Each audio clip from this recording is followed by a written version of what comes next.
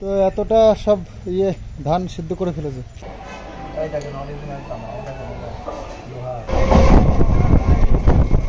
বাড়ির দিকে যাবো, বেশ বেলা হয়ে গেল। ট্রেনে অনেকদিন চলা হয় না, তো টাইমগুলো সব ঠিকঠাক নেই। দেখো, আমার তো আর শত্রুর অভাব নেই। কে মানে একটা ভালো জিনিস করলে তার পেছনে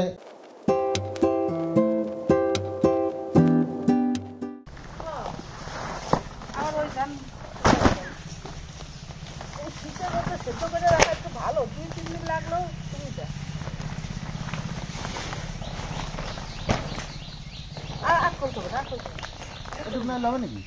আর খুলতে হবে না,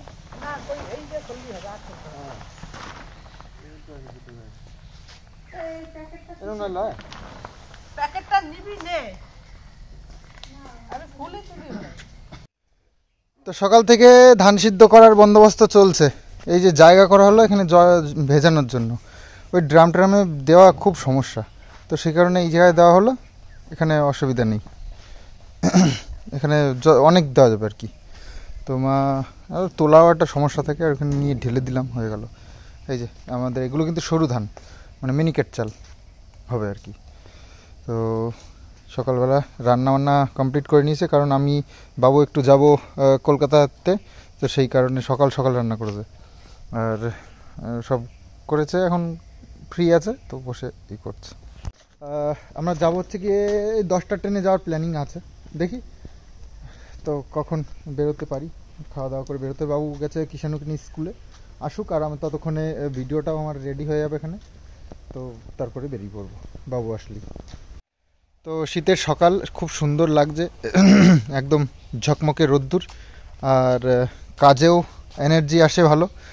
আর গরমে একটু প্রবলেম হয়, একটু না অনেকটাই প্রবলেম হয়, যেটা শীতের সময় যেটা একদম ফুলফিল থাকে, এনার্জি লেভেলটা একদম দারুণ।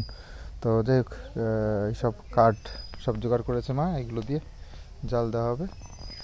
তো মোটরের থেকে লাইন করে দিলাম, অনেকটা জল লাগবে তো টেনে আনা কষ্ট, তো সেই জন্য লাইন করে দিলাম। জলটা ভরে গেলে এর মধ্যে ধান ভাপ দিয়ে এর মধ্যে একদম ডিরেক্ট দিয়ে দেবে। একদম পাইপ নিয়ে এসেছি মোটর থেকে। কার্তিক পুজো আসছে সামনে, তো সেই জন্য এই যে কার্তিক ঠাকুর নিয়ে যাচ্ছে।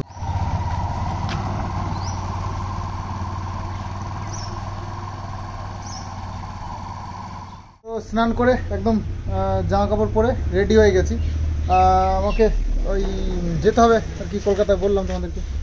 তো বাবু এখন স্কুল থেকেই আসেনি। হ্যাঁ, তো এতটা সব ধান সিদ্ধ করে ফেলেছে, আরও জল লাগবে। তো এতগুলো ধান সিদ্ধ করে ফেলবে বুঝতেই পারিনি, অনেকটাই করে ফেলেছে। তো আর একটা এই যে মা আবার অন্য কাজে গেল, আমি একটু ধান দিয়ে দিই এর মধ্যে।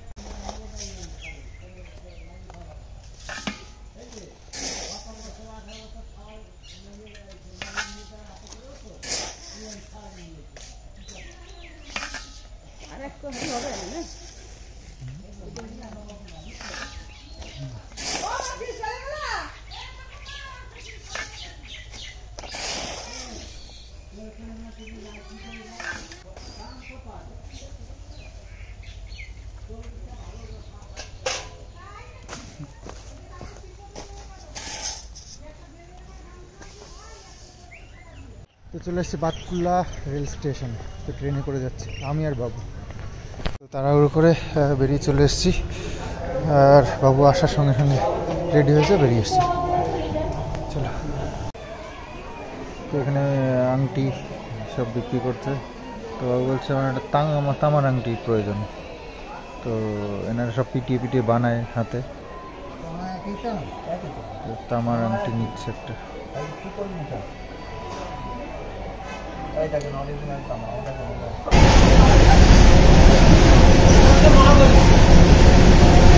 বাড়ির থেকে যে টাইম টেবিল দেখে এসেছিলাম সেটা আর মিলল না, তো যাই হোক ট্রেন চেঞ্জ করে করে যেতে হচ্ছে। একটু দেরি হয়ে গেল, আর কি করা যাবে।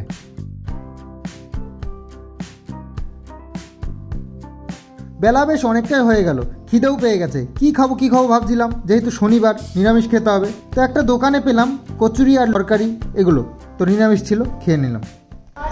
তো যে কাজের জন্য এসেছিলাম কাজকর্ম সব শেষ করলাম, আমার বাড়ির দিকে যাবো, বেশ বেলা হয়ে গেল। ট্রেনে অনেকদিন চলা হয় না, তো টাইমগুলো সব ঠিকঠাক নেই, যার জন্য উল্টোপাল্টা হয়ে গেল, আবার ভেঙে ভেঙে যেতে হবে। তো বেলঘড়িয়া স্টেশনে রয়েছে, এই আবার কটা ট্রেন আছে, রানাঘাট লোকাল ধরে যাবো ভাবছি, রানাঘাট পর্যন্ত যাবো ওখান থেকে আবার, কারণ কৃষ্ণনগর ট্রেন দেরি আছে এখনও। খাওয়া দাওয়া সারলাম, এখানে বেলা হয়ে গেছে, তো নিরামিষ তো আজকে শনিবার, তো সেই খুঁজতে খুঁজতে আর কি খাবার পাচ্ছিলাম না কোথাও।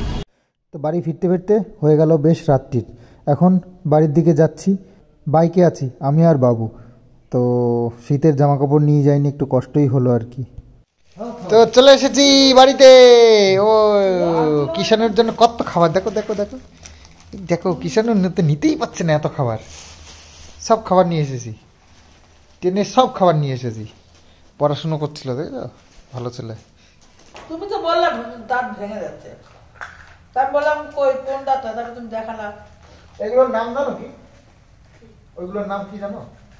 মদন কটকটি। ওরা জানি কি নাম কইলো, কটকটি কুড়ি কুড়ি না পুরি জানি কইলো। এটা চালের পাপড়, বর্ধমানের চালের পাপড়। হ্যাঁ, বর্তমানে ওই ঠাম্মিদের বাড়ি রয়েছে, লুচি সুজিতের বাড়ি আছে না ওইখানে। তো সারাদিন একটু ভাত টাত কিছু খাওয়া হয়নি, আসলে সকালবেলা সে খেয়ে গেছি, আর এমন একটা পরিস্থিতি যে সে অনেকদিন শনিবারও ছিল, হ্যাঁ ট্রেনে যাতায়াত করা হয় না, তো মানে সে টাইম টেবিল সব ভুলে গেছি। গেছি বাড়ির থেকে বেরিয়েছি, তাও দেরি, মানে হুটোপাটা করে বেরোলাম, গিয়ে দেখি ট্রেন অনেক দেরি আছে।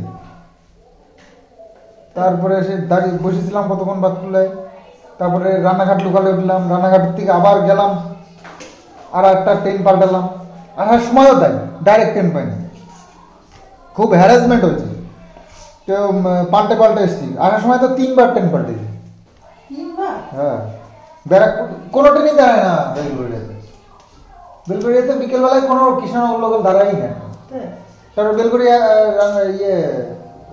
ব্যারাকপুর লোকাল ধরে ব্যারাকপুর আসলাম, নৈহাটি লোকাল ধরে নৈহাটি আসলাম, তারপর রানাঘাট লোকাল ধরে রানাঘাট আসলাম, তারপরে রানাঘাট থেকে আবার হ্যাঁ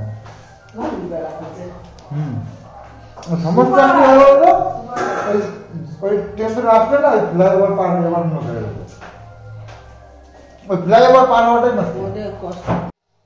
তো মা আজকে তো শনিবার, তো সেই জন্য আর একটু সমস্যা ছিল, তো যাই হোক ডালপুরি আর তরকারি, ডাল এইসব পেয়েছিলাম। তো যাই হোক আজকে রান্না হয়েছে, মা রান্না করেছে আলু দিয়ে, কাঁচকলা দিয়ে, ঘরের মানে বাড়ির কাঁচকলা, ওই দিয়ে সবজি, আর ডাল পেঁপে দিয়ে। আর যে যে আসবে সেকে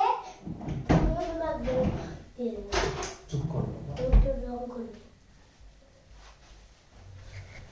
তো সারাদিন পর একটু খাওয়া দাওয়া করলাম, খাওয়া দাওয়া করে এখন একটু ভালো লাগছে, বেশি রাত হয়নি, ওই এখনো তো ওই 9:30 মতো বাজে। তো আজকে শুয়ে পড়বো, আসলে খাটাখাটি করে এসছি, তো আজকে এক ট্রেনে যদি আসতে পারতাম তাও একটু মানে ভালো হতো।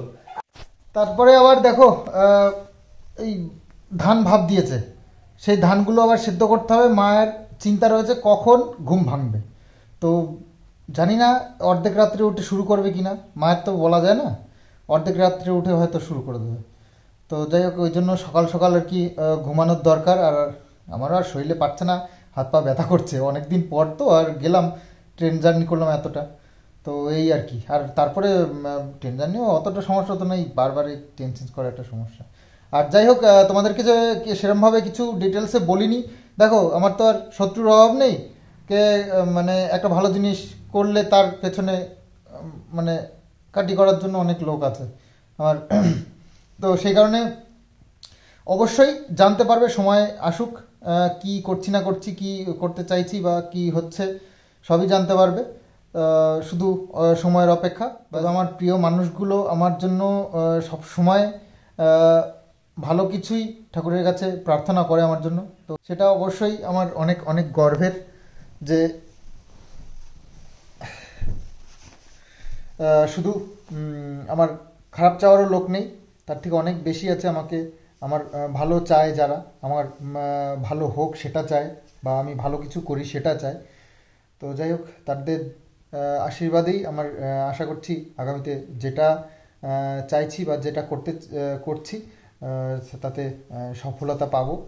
আর কিষাণুর কথা কি বলবো, সারাদিন আমাকে যেহেতু দেখতে পায়নি, ও বাড়ি আসার পরে আমার পেছন ছাড়ছে না আর। তো মার কাছেও ঘুমাবে না, বাবার কাছে। তো এই ভালোবাসাটুকু মনে রেখে এগিয়ে যাচ্ছি সামনে। তো ছেলেটার মুখের দিকে তাকিয়ে, ছেলেটার এই যে আমার প্রতি ভালোবাসা টান, তো সেসব চিন্তাভাবনা করেই তো চেষ্টা করছি ছেলেটার ভবিষ্যতে যাতে করে ও বড় কিছু করতে পারে, ভালো কিছু করতে পারে। তো সেই চিন্তাভাবনা মাথায় নিয়ে এগিয়ে যাচ্ছি। তো তোমাদের আশীর্বাদ থাকলে অবশ্যই পাবো সেই সফলতাটা। তো চলো, আজকের মতন ভিডিওটা এখানে এন্ড করি। আগামী দিন আসছি আবার নতুন আরও একটা ব্লগ নিয়ে। তো চলো, আজকের মতন বাই বাই।